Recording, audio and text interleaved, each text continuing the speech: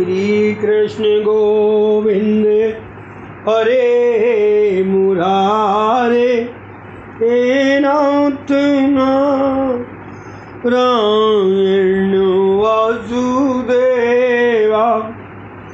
श्री कृष्ण गोविंद हे मुरारे हे नाथ नारायण वासुदेवा।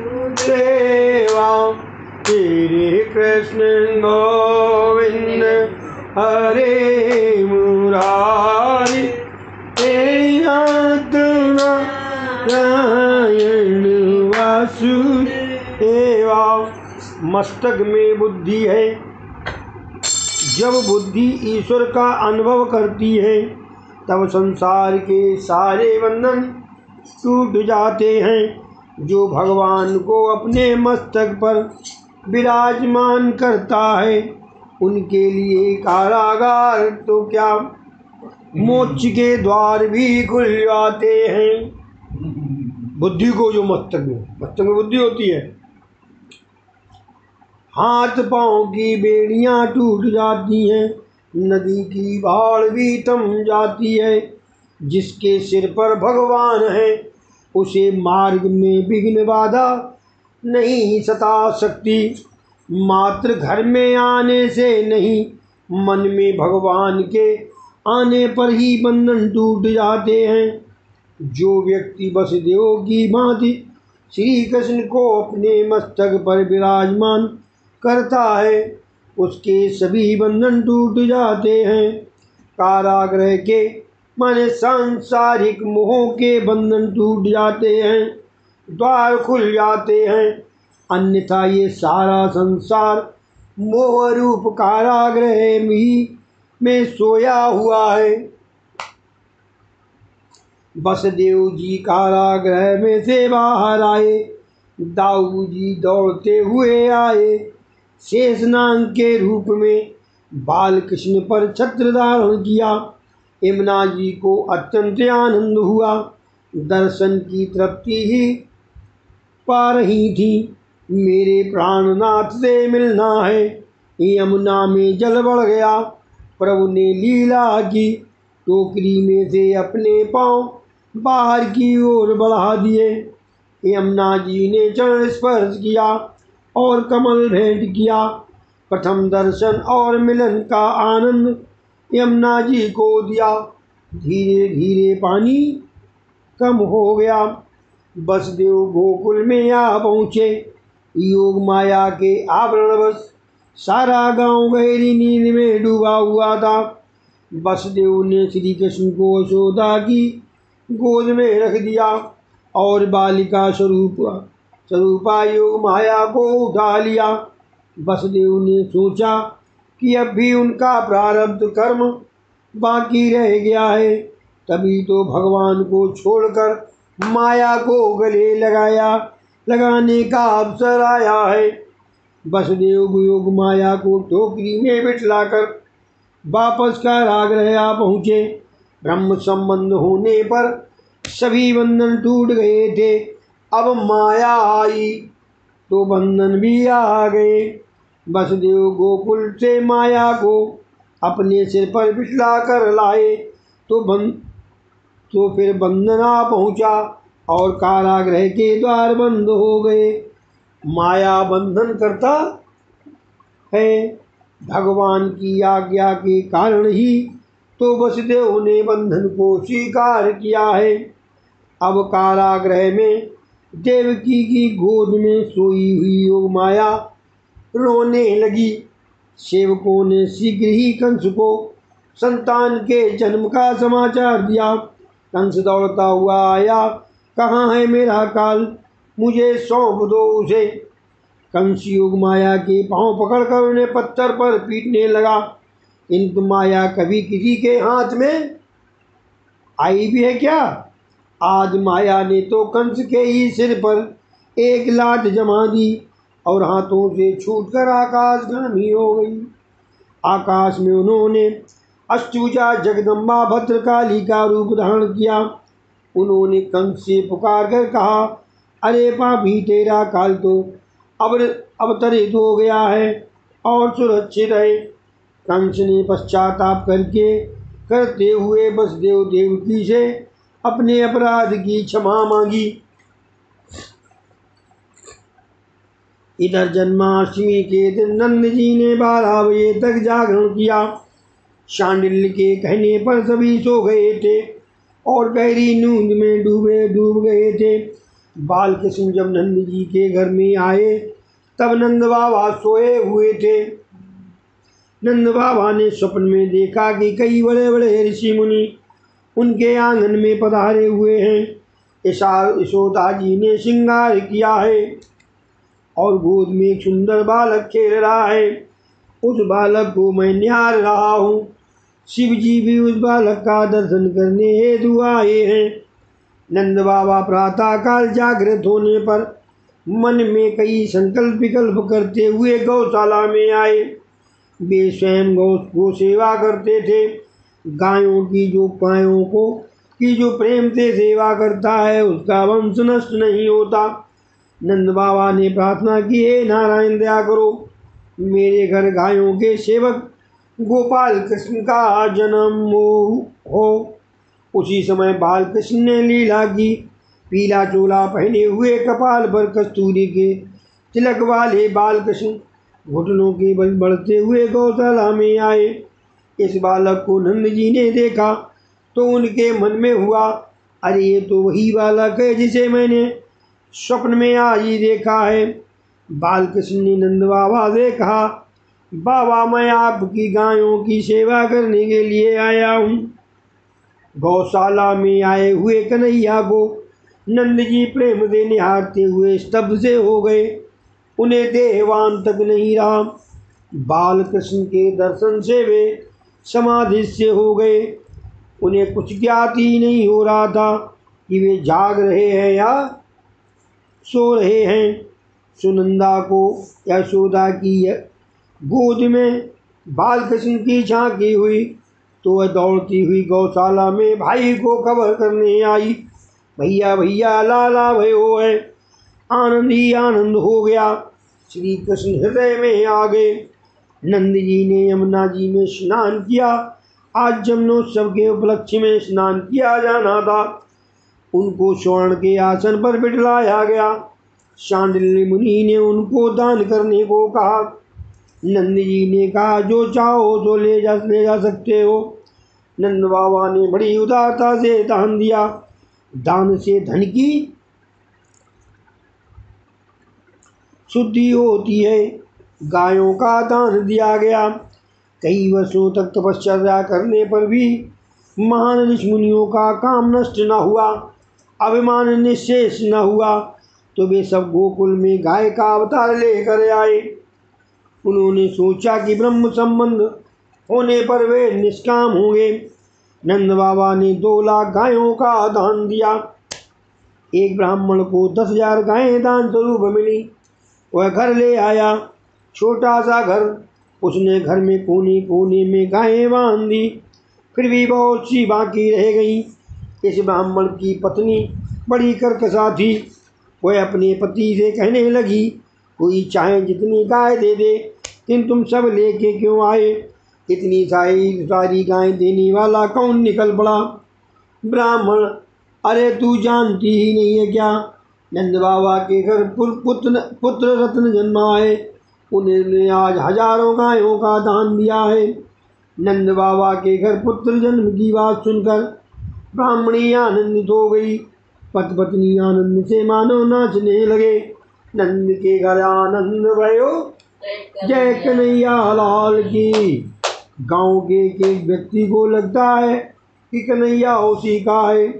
गांव की सभी गोपियों में कन्हैया के जन्म की बात फैल गई तो वे सब भी उसके दर्शन के लिए दौड़ चली, मानो नवदा भक्ति दौड़ती हुई ईश्वर से मिलने के लिए जा रही हो। गोपियों का एक एक अंग कृष्ण मिलन और कृष्ण स्पर्श के लिए आंदोलित हो रहा था। उनकी आंखें कहने लगी, हम जैसा भाग्यवान कोई नहीं, हमें ही कृष्ण दर्शन का आनंद मिलेगा। तो हाथों ने कहा, हम ही भाग्यशाली हैं, हम तो प्रभु को भेंट देंगे। तो गोपियों के कान कहने लगे, हमारे ही कारण तुम सब भाग्यशाली हो, क्योंकि कृष्ण प्रागट्य के समाचार हमने सबसे पहले जाने हैं। हम तो कन्हैया का बांसुरी वादन भी सुनेंगे। तो हृदय ने कहा, जब तक मैं पिघलता नहीं हूँ आनंद आता ही नहीं है। पाँव बोल पड़े, हजारों जन्मों से हम यौवन सुख और धन संपत्ति के पीछे भागते आए हैं और आज प्रभु दर्शन के लिए दौड़ पड़े हैं। अब जन्म मृत्यु के दुख से छुटकारा होगा। सभी को आनंद अनुभव हो रहा था।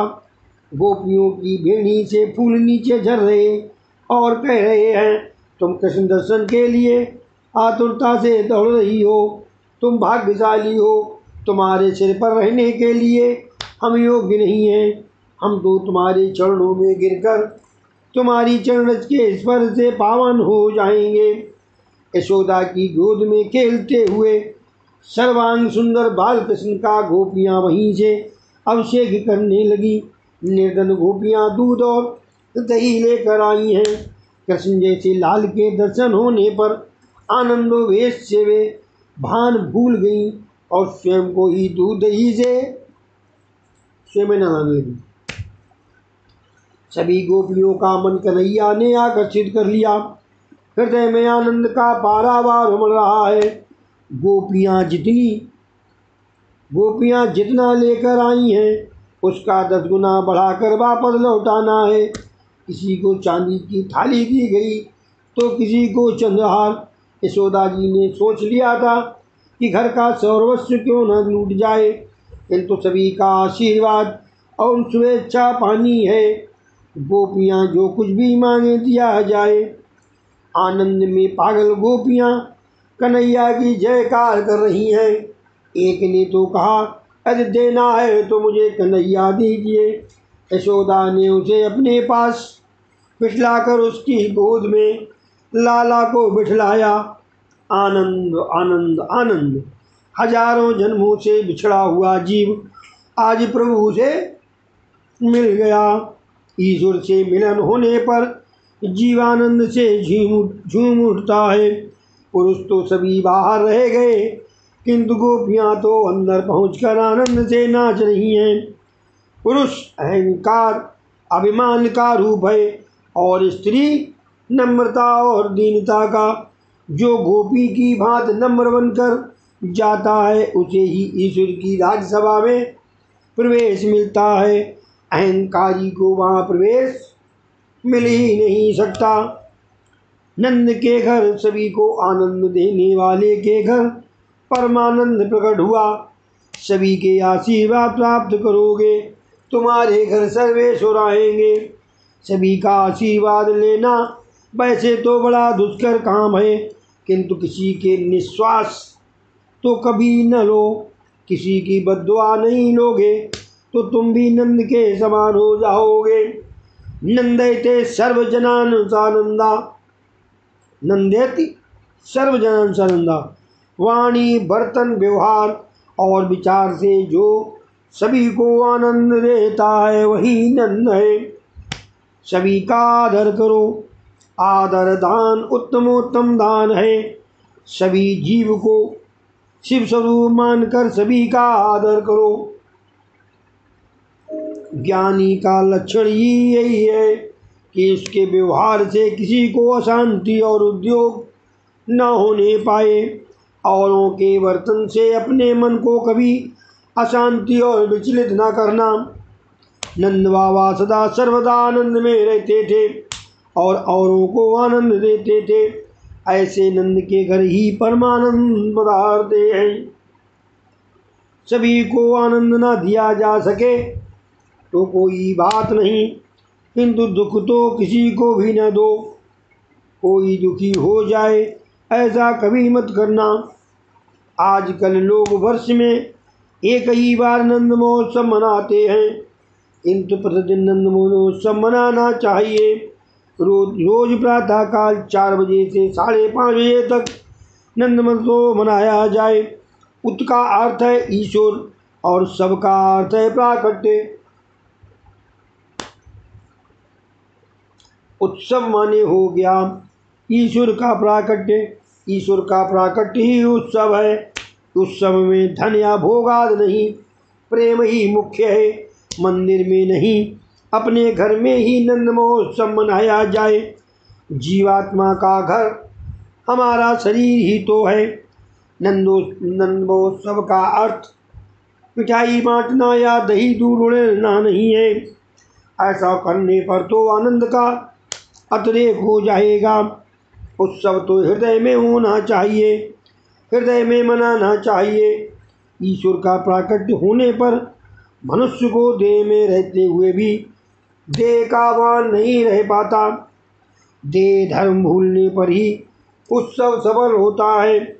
परमात्मा को हृदय में पधाराओ। हृदय में परमात्मा का प्राकट्य होने पर भूख प्यास नहीं सताती। जो हर रोज नंद महोत्सव मनाता है उसका सारा दिन आनंद में बीत जाता है। निर्धन व्यक्ति भी ये महोत्सव मना सकता है। इस उत्सव में धन नहीं, मन ही प्रधान है। नंद महोत्सव की तैयारी तो करनी ही पड़ती है। अपने शरीर को मथुरा और हृदय को गोकुल बनाओ और फिर नंद महोत्सव मनाओगे, तभी हृदय गोकुल से परमात्मा प्रकट होंगे। और गो का अर्थ है इंद्रियां और गोकुल कुल का अर्थ है समूह। गोकुल का अर्थ है इंद्रियों का समूह अर्थात हृदय। शरीर मथुरा है और हृदय गोकुल। नंद जीव है। इस शरीर को मथुरा बनाना, हृदय गोकुल में बाल कृष्ण को पधराओ। मन को आसक्ति से बचाओगे तो शरीर मथुरा बनेगा और हृदय गोकुल। पवित्र काया ही मथुरा है। महाप्रभु जी की आज्ञा है, मथुरा और मधुरा एक है। काम सुख और संपत्ति मद है। इन दो मदों से जो अपने को बचाता है उसी का शरीर मथुरा बन सकता है। इन दो वस्तुओं में फंसा हुआ है कौन? मन। इस मन को ही बचाना है। मनुष्य कई बार तन से तो काम सुख का त्याग कर देता है किंतु मन से नहीं करता। तन से तो त्याग करे किंतु मन से ना करे तो वो त्याग दंभ मात्र है। इन दो वस्तुओं में माया है। इन दोनों से मन को बचाना है। दो वस्तुओं को प्रभु से आसक्ति पूर्ण बनाया है। आ गया? कौन सी वो दो वस्तुएं बताओ? दो वस्तुओं को प्रभु ने आसक्तिपूर्ण बनाया है। वो दो वस्तुएं कौन सी हैं? आपको पता है कि नहीं? अरे क्या गजब! धन, स्त्री और धन, इन दो आसक्तियों में मद सा आकर्षण है। इनमें इन दोनों में जो फंसता है उसका कोई लक्ष्य पूरा नहीं होता है। इन दोनों से ही हमें बचना होगा। संपत्ति, शक्ति और भोग की उपस्थिति होने पर भी मन को बचाए रखना ही सच्चा संयम है। अन्यथा क्या होगा? धातु क्षीयमाणेषु समकस्य ना जायते। अपनी जवानी में जो मन को अकुंठित कर पाए वही सयाना है। वृद्धावस्था में आंखें तेजहीन होने पर यदि कोई व्यक्ति सिनेमा का शौक छोड़ दे तो उसकी क्या बड़ाई है। भोग विलास से यौवन को भ्रष्ट न करो। किसी महात्मा ने कहा है, कुछ लोगों को धन पत्थर की पूजा में चला जाता है। कुछ लोगों का धन पत्थर की पूजा में चला जाता है और बनिए का धन प्रसाद में जाता है और जमींदार का धन विवाद में चला जाता है। भक्ति आसान नहीं है, पर स्त्री और पर संपत्ति की आसक्ति को छोड़े बिना भक्ति का आरंभ नहीं हो सकता। प्रातः काल में पूजा कर ली और सब कुछ हो गया, भक्ति हो गई, ऐसा मानना ठीक नहीं है। जब तक भोग बुद्धि है तब तक ईश्वर की भक्ति नहीं हो पाएगी। भक्त मार्ग में भोग बाधक है, मन को धीरे धीरे भक्त मार्ग की ओर मोड़ दो। द्रव्य का चिंतन करते रहने से तो द्रव्य मिलेगा नहीं, द्रव्य का चिंतन करते रहने से तो द्रव्य मिलेगा नहीं। द्रव्य और काम सुख का विचार तक छोड़ दोगे तभी तुम्हारी काया पवित्र होगी। यमुना भक्ति का ही नाम है। शरीर को मथुरा बनाना है और हृदय को गोकुल, तो भक्त यमुना के किनारे पर बसना होगा। यमुना का भक्ति का किनारा कभी न छोड़ना। 24 घंटे भक्ति तट पर रहोगे तभी तुम्हारा शरीर मथुरा और हृदय गोकुल बन पाएगा। जब तक मन में मत्सर होगा शरीर मथुरा हो नहीं पाएगा। मत्सर तो विद्वान और धनिक दोनों को सताता है। परमात्मा के राज्य में अन्याय है ही नहीं। जो कुछ भी हो रहा है ठीक ही हो रहा है। मनुष्य के शासन में पाप है, ईश्वर के शासन में पाप नहीं। आजकल के लोग शरीर की अपेक्षा मन से अधिक पाप करते हैं। इस शरीर को मथुरा बनाओ। ऊपर कहे गए मद से मन को दूर रखोगे तो शरीर मथुरा बनेगा। उस मद से मन को बचाने का उपाय क्या है? मथुरा शब्द को उल्टा उलटने से राथुम शब्द बनेगा और बीच में से थू अक्षर निकाल दोगे तो राम रह जाएगा। यदि परमात्मा से हमेशा संबंध बना रहेगा तो राम रहेगा, नहीं तो थू ही रह जाएगा और सभी यमदूत थू थू करेंगे। उस पर हम तीर्थ यात्रा करें वो तो ठीक है, किंतु शरीर को ही तीर्थ सा पवित्र बनाओ और हृदय को गोकुल बनाओ। गो शब्द के कई अर्थ हैं। गो का अर्थ है इंद्री। भक्ति, गाय, उपनिषद आदि इंद्रियों को विषयों की ओर बढ़ने देने की अपेक्षा प्रभु की ओर मोड़ दो, क्योंकि उनके स्वामी प्रभु ही हैं। भक्ति आँखों से भी हो सकती है और कानों से भी। आँखों से भक्ति करने का अर्थ है आँखों में प्रभु को बसाकर जगत को देखना। उसी प्रकार देखने से जगत कृष्ण रूप ही दिखाई देगा। तुलसीदास जी और हनुमान को सीताराम के सिवाय और कोई दिखता नहीं था। मन में तो भगवत स्मरण हमेशा चलते रहने दो। हृदय गोकुल बनते ही कन्हैया आ जाएगा। एक एक इंद्री को भक्त रस में सरोवर कर दो। जिसकी प्रत्येक इंद्री भक्ति करती है उसी का हृदय गोकुल बनता है। कई लोग कानों से तो भक्ति करते हैं या आँखों से भी भक्ति करते हैं, किंतु मन से नहीं करते हैं।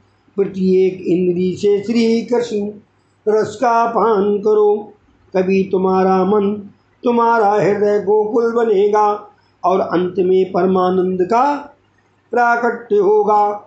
जो भी इंद्री भक्त नहीं करती, जो भी इंद्री भक्त नहीं करती है वो पापाचार करती है। गोभी दिवत इत गोपी, जो अपने प्रत्येक इंद्री से श्री कृष्ण रस का पान करता है वही गोपी है। ज्ञानी अपनी इंद्रियों को निरुद्ध करके प्राण को ब्रह्मरंध्र में स्थिर करके अपने ललाट में ब्रह्म ज्योति का दर्शन करते हैं। इस श्री भागवत कथायां समाप्तम।